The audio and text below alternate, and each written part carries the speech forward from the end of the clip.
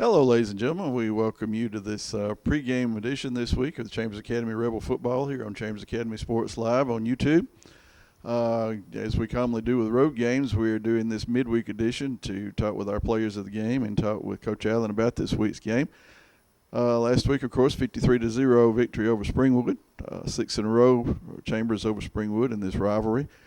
Biggest rivalry for both schools, and it's gone on for might near 50 years. This was the 44th meeting, and Chambers, as I said, won 6 in a row. Big part of that was the defense, and that brings us to our defensive player of the game, senior number 63, Jacob Oliver.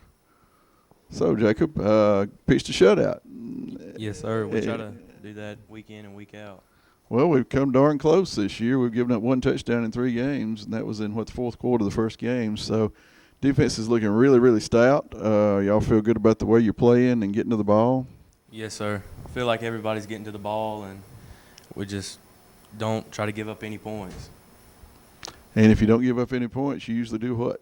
Usually win. Yeah, that's exactly right. So you are our leading tackler this week for the Rebels. 10 solos and 1 sack. Am I remembering that correctly? Yes, sir. So it's kind of hard to go back and ask you to describe every tackle you had, but tell us in generally how you felt about the way our defense played against their offense and why you thought you were able to sniff out the ball and get as many tackles as you did. I just felt like everybody flew to the ball, and everybody read their keys right. Springwood's a wing T team like we are, and it's just they run the same stuff we do, so it's kind of easy. Well, and that helps, I'm sure. Tell me about preparation for Lowndes this week. Y'all been doing anything different or anything that we need to watch if we're watching the game about our defense versus their offense? No, sir. It's just they're more of a spread look, and that's about it. Have we played a spread team this year? I'm not real good at diagnosing offense in football. Lee Scott ran a little bit of spread. That's kind of what I was thinking too. Well, congratulations. You played a great game, starting that senior year off good. Season's almost a third over. It's kind of hard to believe, but we're 3-0, and that's right where we want to be, and the defense has played a big part in it. So congratulations to you, our defensive player of the game for the Springwood game. Yes, sir. Thank you. Sure. Now, Rebel fans, we have added something new this week in our ongoing effort to make high school football for Chambers as entertaining as we can and play as big a part as we can in our Rebel football program. We have added a feature called the Play of the Game. We did that because we noticed over the last year and 3 games into this season that sometimes we'd have somebody we wanted to be the player of the game, but yet there was an outstanding play of the game that maybe didn't get recognized. So I don't think anybody will have any problem figuring out which play was play of the game this week. And that will be the defensive touchdown scored by number 56, junior Hunter Knox. I'm so sorry. Last week I called him a senior and he's a junior, so this week I called him by his brother's name. Don't know why I did that, but since we don't have blooper reels, we're just going to go ahead. All right, Hunter. I'm guessing that was your first defensive touchdown? Yes, sir. Well, I dove on a football last year in the end zone. In the end zone? Well, that's a touchdown as well, I guess. But this one you got to show off your running skills. So take us through the play. Tell us what happened. Well, Jacob and Nick had them wrapped up, and they're bringing them to the ground, and I was thinking about diving into the pile. I'm glad I did it now. Paul just came out and grabbed it and took off. Now, I told you I was going to ask you this question, so I'll follow through on what I told you since I gave you a lead-in. Look for just a second, like you stood there with the ball in your hand and thought, okay, now what? Is that really what happened? Yes, sir. I ain't used to having the ball in my hand. And you took off, ran about, 23 yards, something like that? Yes, sir. There's some great pictures of you out there. I think the Valley Times News had a real good one right when you crossed the goal line. You couldn't see anything in your face mask but teeth. You like you're pretty happy. Yes, sir, I was. And one reason, of course, that was the play of the game, not necessarily because it was a defensive touchdown. But at that point in time, it was 0-0. And quite frankly, the offense hadn't gotten in gear yet. A couple of turnovers and some penalties, and all of a sudden we were looking at 0-0 and they had the ball. So if they'd have gotten loose and scored there, it could have been a different type game. And that really, I thought that kind of broke the floodgates open when we got that defensive touchdown. And then the offense got the ball right back, and they went down and scored. And from there on out, it was kind of just holding the lead. So that was a big part of the game, big game changer. Let's don't let that be the last one we do this year, okay? I'm trying to. I'll have another one. But anyway, we're glad to have you as the winner of our first play of the game. We're going to have a play of the game every game from now on, and in addition to players of the game. So congratulations on a big defensive touchdown that broke the game open. Thank you. Thank you, Hunter. And now our offensive player of the game, number 10, senior quarterback Peyton Allen. Now, Peyton, I was going to look before we started this interview, and I will confess to my old age taking the better of me, but I was going to see how many yards passing you had. I bet you know. I'm not sure. I think it was around 357 or something like that. It's 357, I believe. Well, since you remember 357, that's probably right, because it's not like 350 or 325. So a lot of that was yards after catch, but hey, they got to make the catch before they can get the yards. And we met as a group, and we thought you turned in the offensive performance of the game with your passing skills. How many yards rushing did you have? I'm not sure. Wasn't quite as many as you sometimes have, but hey, when the passing game's working, you don't have to run it. Yes, sir. That's a quarterback's dream, isn't it? Yes, sir. They did a good job we did a good job protecting and getting it out to them in space, and they made some good plays. So. Yeah, it seems like after maybe first drive or so, when you had some drop passes, you really didn't have that many drops after that, did you? No, we didn't. We did a good job catching it, and a really good job protecting. That was really good. Offensive line had a couple long plays. One was Chester called it an ankle breaker by T.Y., and that would have probably been our play of the game had it not been for Hunter's defensive prowess. But we thought that was probably another backbreaker. There were several backbreaking plays in the game, but that one where he broke all those tackles, that had to be a backbreaker to the Springwood defense, because if I remember right, it was sort of a long yardage situation, wasn't it? Yeah, I think it was. I'm not quite sure, but I think it was. Yeah. And so you got the ball to him, and then he kind of did the rest. Yeah, right. We got a bunch of good playmakers on this team. A little different than last year. We got some more guys that faster guys, quicker guys, and the offensive line has done a very good job protecting, as well as run block too. So. Now, a lot of times I guess you throw a pass and you end up laying on your back and you have to look up and see what happened. But on that play to T.Y., you were able to sort of watch that one develop, weren't you? Right. Yes, sir. Looks pretty good to a quarterback to see your receiver taking off down the field, doesn't it? Yes, sir. Those passing yards are rolling right up while you're standing there, so that's a good thing. But we don't mean to discount your performance, because certainly, like I said, the throw and the catch is the most important part. And 357 passing yards is a super night, and that makes you our offensive player of the game for the Springwood game. You played your last game against Springwood, but never lost to them, did you? No, sir. Maybe in 8th grade one year, but that was it. Well, I think that was a JV game, wasn't it? We lost. Tay Henry was the quarterback in that senior class. I think we lost down here. Well, we've won 6 in a row, so it wouldn't have been in the 8th grade. I don't know. We whoop them every time. Yeah. So. I think maybe you might have lost a JV game, but maybe. But it's a great feeling to get one for the thumb when you're a senior, isn't it? Yes, sir. I think that's the most times in a row we've ever beat Springwood. Oh, it is. It is. They've beaten us. We looked it up. They have won 8 in a row in the 1980s, and then we've won 6 in a row now. So hopefully things kind of evening out in that series, and that's a good thing. It's never good for a rivalry to get too one-sided, but we're kind of catching up, and that's a good thing. So what about Lowndes this week? What are you looking for? We watched a little bit of film on them. They're a scrappy team. We got to go down there and play hard, just like we do every week, and just get it done. All right. Well, congratulations to you on being our offensive player of the game. If you can find your grouchy old head coach and send him in here, we'll talk to him. Yes, sir. How guys doing? And we are back here on Sports Live with Coach Jason Allen. Coach, just talking to our players of the game, and we all universally agreed that 6 in a row over your arch rivals, not in a bad place to be in. Yeah, that's the most we've by far. I think we've won in the series history, and last Friday night was a great night for our kids, for our seniors. I don't think our seniors have ever lost to their rivals, which is huge. And we had great crowd support, and I thought we played pretty well. I agree. Defense was outstanding once again. Really has been something to watch this defense. 3 games, 7 points, and that was in the fourth quarter of the first game.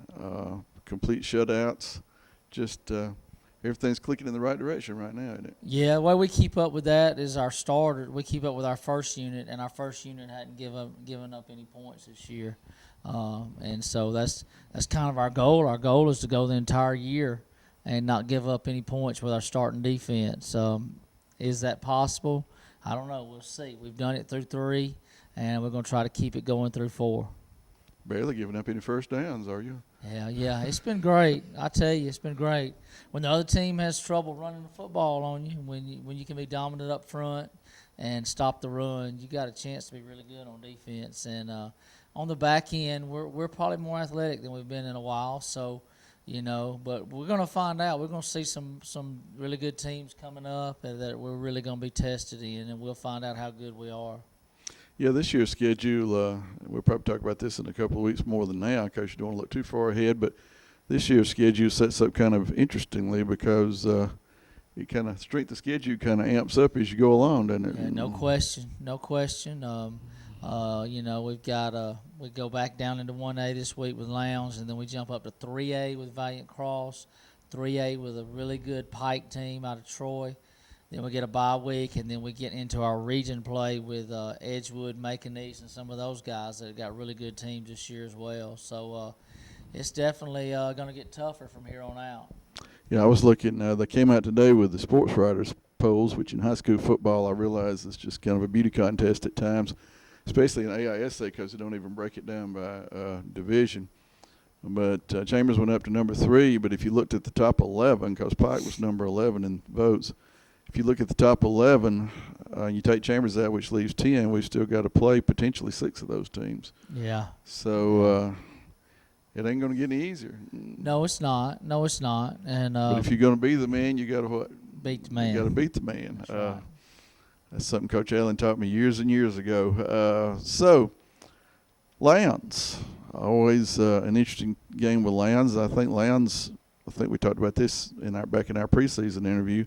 Lowndes is one of the last teams that you were able to beat as a head coach. They always seem to have this weird ability to defeat you, but I think we've won maybe 3 in a row over them. I think 7 all time against 10 losses. So not somebody we played an awful lot, but lately a little more than we have been playing.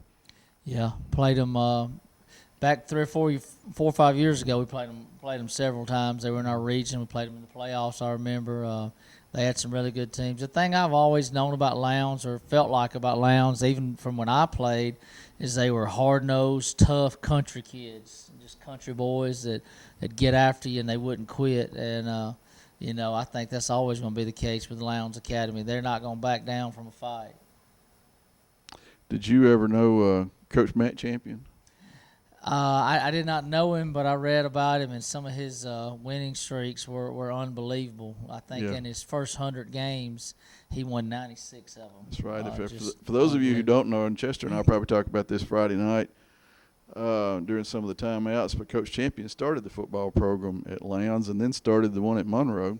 Yeah. And just had a phenomenal percentage record as far as wins and losses.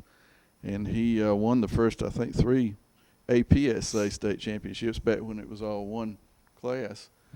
Mm-hmm. And he passed away a little earlier this year. So, but Coach Champion is one of those people that when you look at AISA football and the old APSA football, the name Matt Champion's always right there. So it's on the stadium when you pull up down there. So he is somebody that made a difference for Lowndes, and they continue to ride that tradition.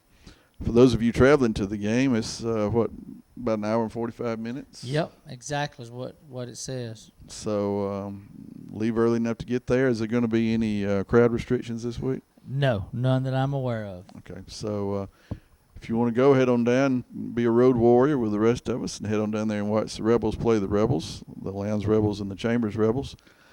We talked to a couple of players about how y'all were preparing for them. Don't worry, they didn't give away any secrets, but they did talk about a little different kind of offense this week. Yeah, they do some different things. They're a spread team nowadays. Who isn't? Very well. We saw them wing tee last week, but most of the time, 9 times out of 10, you're going to see a lot of receivers and spread offense, and that'll be the case again this week, and they'll throw it around the yard. And once again, we're playing a team that's already played Abbeville. Yeah. It's like Chambers and Abbeville are a portion of everybody's schedule up to this point in the season. They played Abbeville last week. So, big game. They're always your big games. Your next game's always your biggest game. So, be a big game against the Lowndes Rebels as the Chambers Rebels try to go 4-0. Anything you want to leave us with, Coach, about this coming Friday? We want our team to keep getting better. I thought we have improved the first 3 weeks every game. We made some mistakes last week that we really were not happy about with the 2 turnovers early in the game. One was a quarterback read exchange with the running back, and we just kind of read it too long and put it on the ground, which we very seldom ever do on that play. And then the other one was on a punt return that we made a poor decision to field. Hit somebody in the foot. Yep. But and those kind of things can really hurt you. In a big game. And then in the first drive, we had a 15-yard penalty when we had them 3 and out. They're over on the sideline. Just those are the kind of things as a coach that just kind of run you crazy, and kind of irritate you. So we've talked to the kids about that. Hopefully we're going to be able to play a cleaner football game Friday night. But I think we've improved from a schematic standpoint. We've improved from a fundamental standpoint, an individual and a team standpoint, each of the 3 games as far as carrying out our assignments.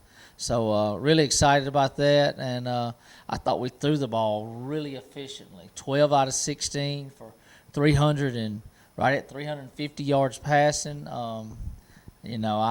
I don't have all the school records, but I would say that's probably pretty close to being a school record from a pass yardage standpoint. So, but we'll see. We're throwing the ball really effectively and getting better every week. And that's evident, and that's what it takes. When you move the ball through the air, and Peyton and I talked about before you came in here about the yards after catch. Yards after catch Friday night were phenomenal. Yeah. Anytime you can throw it short and run long, you're doing good, and you don't have to protect near as long when you're throwing it short. So, we did a good job with that. We caught the football. We had a couple drops, and we're getting better at it. Oh, yeah, I thought the drops decreased significantly. You brought that penalty up. Let me ask you about that, because that's the 3rd game in a row we've had that penalty, all I think in the first half.